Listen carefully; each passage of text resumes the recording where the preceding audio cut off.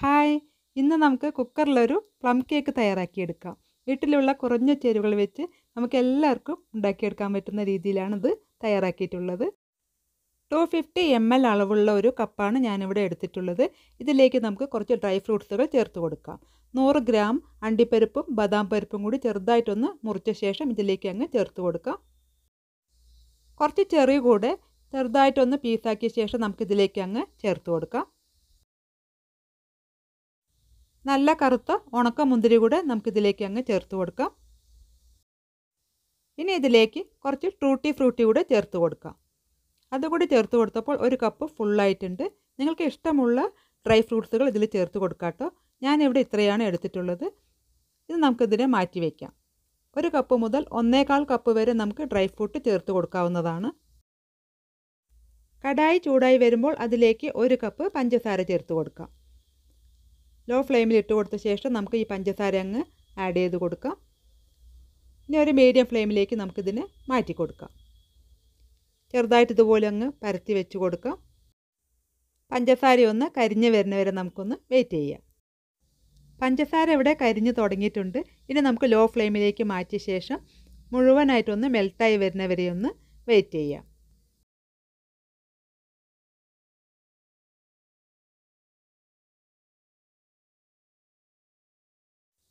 അങ്ങനെ ഇവിടെ പഞ്ചസാരയൊക്കെ നന്നായിട്ട് മെൽട്ടായിട്ട് വന്നുകൊണ്ടിരിക്കുന്നുണ്ട്. കുറച്ചുകൂടി ഒന്ന് മെൽട്ടായി വരാനുണ്ട്. നല്ലൊരു കളറാണ് കേട്ടോ നമുക്ക് കിട്ടിയിട്ടുള്ളത്. കണ്ടോ, അങ്ങനെ ഇവിടെ പഞ്ചസാര ഇവിടെ കരിഞ്ഞ് കിട്ടിയിട്ടുണ്ട്. ഇനി നമുക്കിതിലേക്ക് ഏത് കപ്പ് കൊണ്ടാണ് പഞ്ചസാര എടുത്ത് അതേ കപ്പിൽ 1.5 കപ്പ് വെള്ളം ചേർത്ത് കൊടുക്കാം. ലോ ഫ്ലെയിമിൽ ഇട്ട ശേഷം കുറേശ്ശെ വെള്ളം ഇതുപോലെ ചേർത്ത് കൊടുത്തിട്ട് ചെറുതായിട്ടൊന്ന് ഇളക്കി കൊടുക്കാം.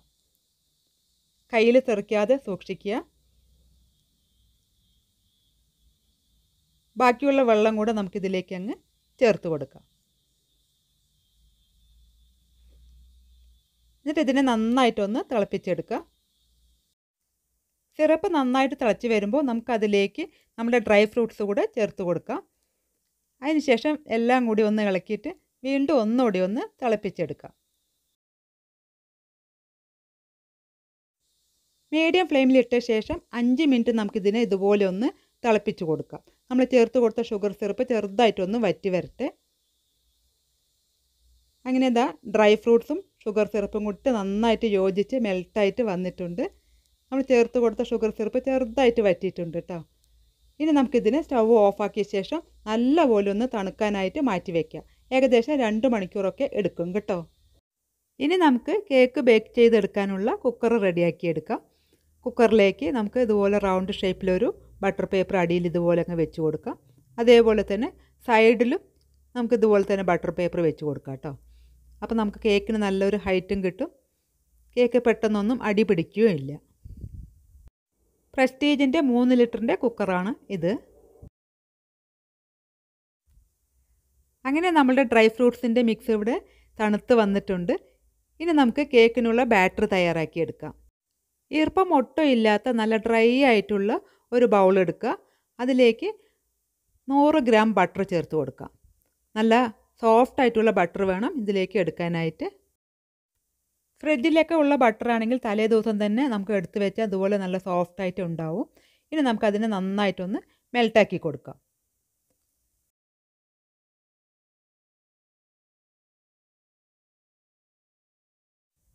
ഇനി ഇതിലേക്ക് നമുക്ക് ചേർത്ത് കൊടുക്കേണ്ടത് മിൽക്ക് മെയ്ഡാണ്. ഞാനിവിടെ പഞ്ചസാര പൊടിയൊന്നും ചേർത്തിട്ടില്ല. മിൽക്ക് മെയ്ഡിൻ്റെ ഒരു 80 ml നമ്മൾക്കിതിൽ ആഡ് ചെയ്ത് കൊടുക്കാം.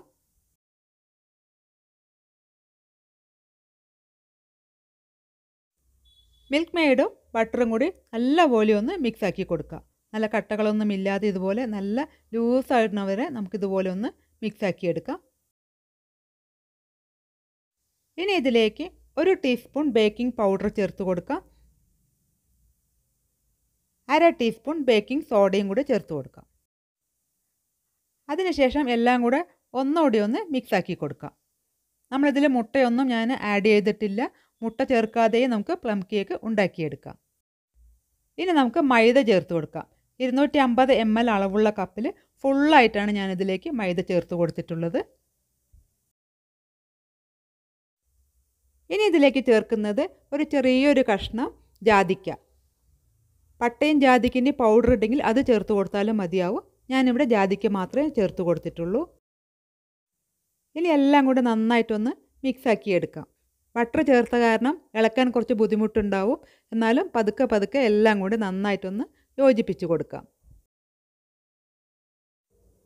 ഇനി ഇതിലേക്ക് നമ്മളുടെ ഡ്രൈ ഫ്രൂട്ട്സിൻ്റെ മിക്സ് മുഴുവനായിട്ടങ്ങ് ചേർത്ത് കൊടുക്കാം. അപ്പോൾ ഇളക്കാൻ കുറച്ച് ലൂസായിട്ടുണ്ടാവും. പതുക്കെ ഇതുപോലെ നന്നായിട്ടൊന്ന് മിക്സാക്കി എടുക്കാം. ഒരേ സൈഡിൽ തന്നെ ഇളക്കി കൊടുക്കാനായിട്ട് ശ്രദ്ധിക്കുക. അങ്ങനെ ഇവിടെ കേക്കിൻ്റെ ബാറ്റർ ഇവിടെ റെഡി ആയിട്ടുണ്ട്.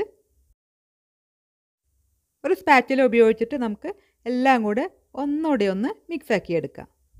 അത്രയേ ഉള്ളൂ.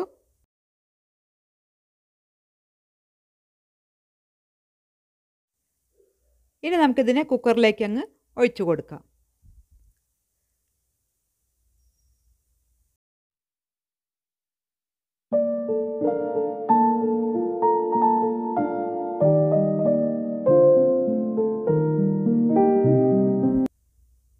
ഇനി ഇതിനെ കുക്കറിനെ ഒന്ന് നല്ലപോലെ ഒന്ന് ടാപ്പ് ചെയ്ത് കൊടുക്കാം. എല്ലാ ഭാഗത്തേക്കും ഇതുപോലെ അതിൻ്റെ എയർ ബബിൾസ് ഒക്കെ പോകാനായിട്ട് ടാപ്പ് ചെയ്ത് കൊടുക്കാം. ഇനി നമുക്ക് അതിൽ ഡ്രൈ ഫ്രൂട്ട്സ് ഇതുപോലെ അങ്ങ് വെച്ചിട്ട് അലങ്കരിച്ചെടുക്കാം. ഞാനിവിടെ ഒരു ദോശത്തവ ചൂടാക്കി വെച്ചിട്ടുണ്ട്. ലോ ഫ്ലെയിമിലിട്ടിട്ട് 10 മിനിറ്റ് പ്രീഹീറ്റ് ചെയ്ത് വെച്ചിട്ടുള്ളതാണ്. ഇതിലേക്കാണ് നമ്മൾ ഈ കുക്കർ വെച്ച് കൊടുക്കുന്നത്.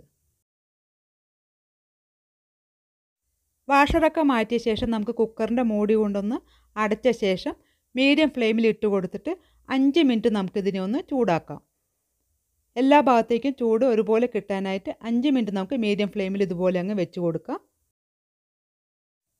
അതിനുശേഷം ഒരു 40-45 മിനിറ്റ് ലോ ഫ്ലെയിമിൽ തന്നെ വെച്ചിട്ട് ബേക്ക് ചെയ്തെടുക്കാം. ഇപ്പോൾ ഒരു 45 മിനിറ്റ് കഴിഞ്ഞിട്ടുണ്ട്. ഇനി നമുക്ക് മൂടി ഒന്ന് ഓപ്പൺ ചെയ്ത് കൊടുക്കാം.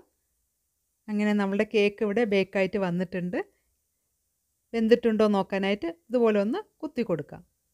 നല്ല ക്ലീനായിട്ട് തന്നെ വന്നിട്ടുണ്ട്.